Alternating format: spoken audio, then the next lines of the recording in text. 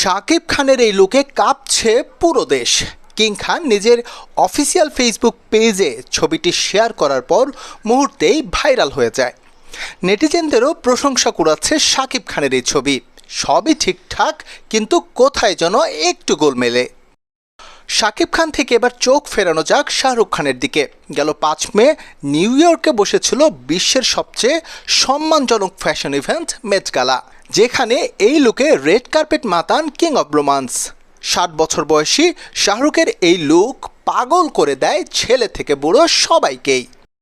কেন শাকিব খান প্রসঙ্গে শাহরুখকে টানা? এতক্ষণে নিশ্চয়ই ঠিকই ধরতে পেরেছেন। না ধরতে পারলে দুটো ছবি এক করে দেখুন। কি মিল খুঁজে পাচ্ছেন?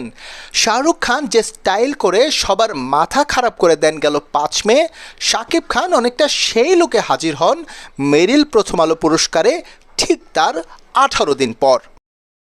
সম্প্রতি শাকিব খানের লুকে এসেছে ব্যাপক পরিবর্তন। প্রতিটি সিনেমায় ভিন্ন ভিন্ন লুকে ভক্তদের সামনে হাজির হচ্ছেন তিনি।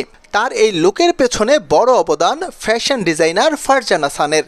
তিনি নিজেও তার পেজ থেকে শাকিবের এই লুকের ফটো ও ভিডিও শেয়ার করেছেন।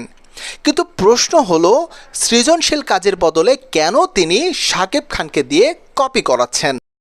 কাউকে কপি করার বদনাম অবশ্য শাকিব খানের পুরনোই। তিনি যে শাহরুখ খানকে কিছুটা হলেও অনুসরণ করেন সেটা সবার সামনেই পরিষ্কার। শাহরুখ মুসলিম হলেও তিনি বিয়ে করেছেন হিন্দু গৌরী খানকে। শাকিব আর অপু বিশ্বাসের বিষয়টা ঠিক তেমনই। শুধু বিয়ের বেলাতেই নয়, শাহরুখ খানের ছোট ছেলের নাম যেখানে আব্রাম খান, সেখানে শাকিব খান তার বড় ছেলের নাম রাখেন আব্রাহাম খান। শাহরুখের মতো তিনিও সম্প্রতি নাম লিখিয়েছেন ক্রিকেটে। সুতরাং শাহরুখকে কপি করার যে ভূত আছে শাকিব খানের মাঝে, তা বেশ ভালোভাবেই জেঁকে বসে আছে এখনও।